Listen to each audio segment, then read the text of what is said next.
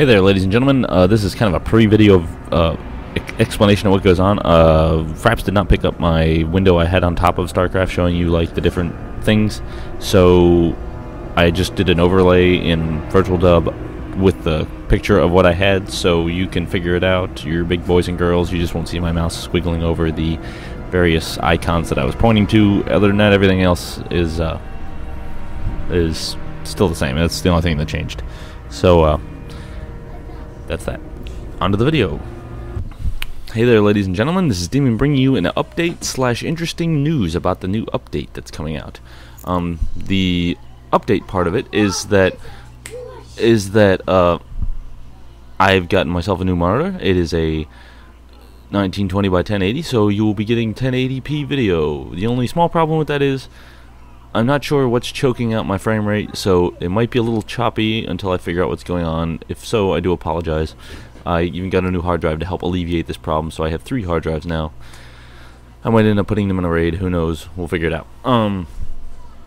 In the update patch news, if you saw anything in patch, like you went to log on Friday night and you got the little patch update and it says that you can participate in the public test, if you have an account before November 11th, then you have the option to join into the public test, which will let you play out with the new patch stuff before the patch comes out. It's sort of like being in the beta test. So the way you do that, though, is you go into your StarCraft install folder, as you see I have here, and you have your regular StarCraft install and you have your public test install. You just launch it from this one instead of your normal StarCraft 2 application, and it works just like the beta did. If you're a beta player, then you know what I'm talking about, where it'll start up, you get your, pick your name, etc. It's basically starting out fresh. Nothing from the public beta, or nothing from the public test would carry over when they actually make the patch live, so, like, don't go in there expecting to make huge gains in your ladder. Some interesting notes on the new patch was they're adding a Masters league for like the top players, so there's going to be another step up after Diamond, so maybe that'll help so you can pick up on who's in the Masters League.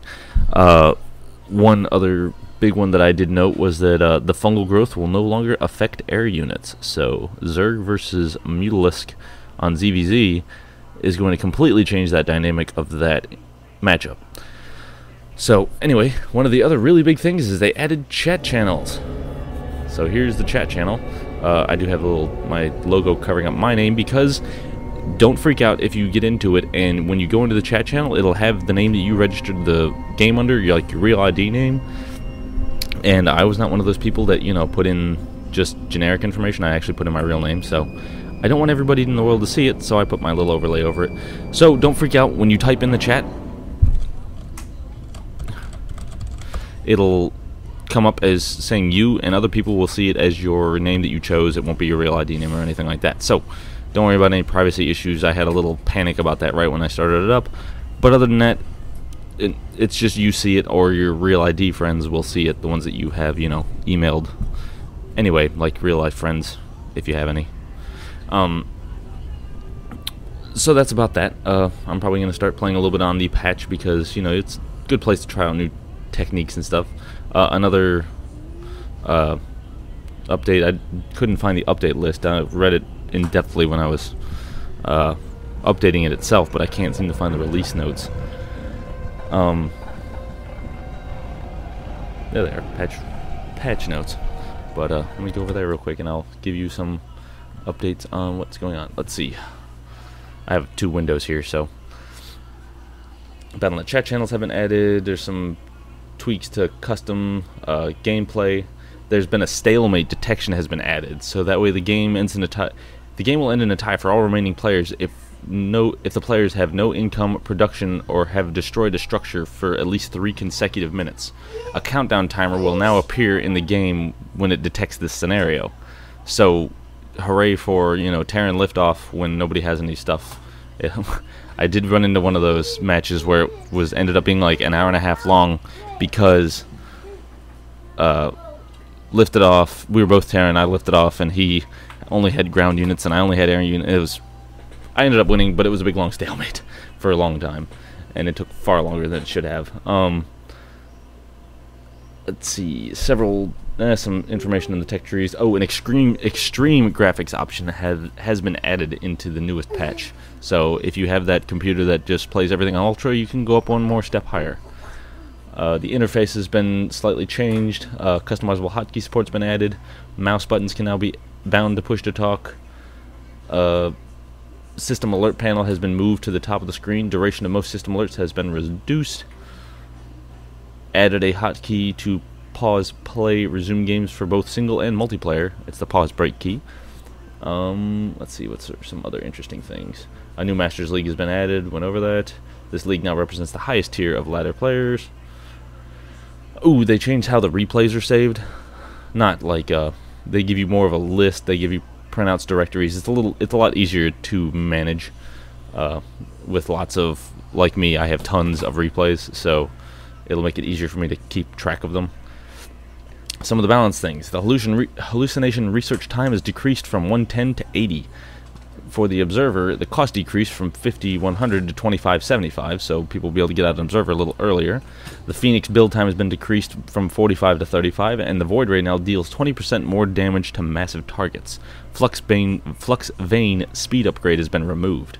For the Terrans, the Bunker, the build time is decreased from 35 to 30. This is only a temporary change for the patch. They're not saying that it's going to carry over, so don't worry about that if you're anything. Repairing SCVs now assume the same threat priority as the unit they're repairing. So, like, if you are attacking a Thor and suddenly all those SCVs surround it, then some of the units will continue to attack the Thor, and the rest of them will shoot the SCVs because they have now aggroed the attacking units. The Zerg, the Infestor, the fungal growth no longer affects air units. That's going to be a big one. So we'll see how that changes. There's been a myriad of changes to the map editor. So I'm not even going to list them all because it's almost like a page and a half long. Some bug fixes. It seems as though the what's it called? Floating, where you, like, say if somebody throws on a force field at your ramp to keep a probe out so they can't get any scouting information, and then you click on their minerals and he, flies through the force field and go out. That's been fixed. They won't do that anymore. I don't know if it'll be the same way for units, but we'll have to try that out and find out. Added detector text to the info panel for that way you can tell what units can detect. Some mediocre things. There are also several bug fixes and things like that. So I hope this was informative, and I hope this comes out in 1080p. So that's why I'm doing this kind of quick update. It's almost like it's also a test for me as to see what I can do in my compression and uploading. So thanks for watching, and more commentaries will come soon, much sooner than later. So thanks for watching, and have a good morning. This is actually one of the first times I've ever done that. So see you later.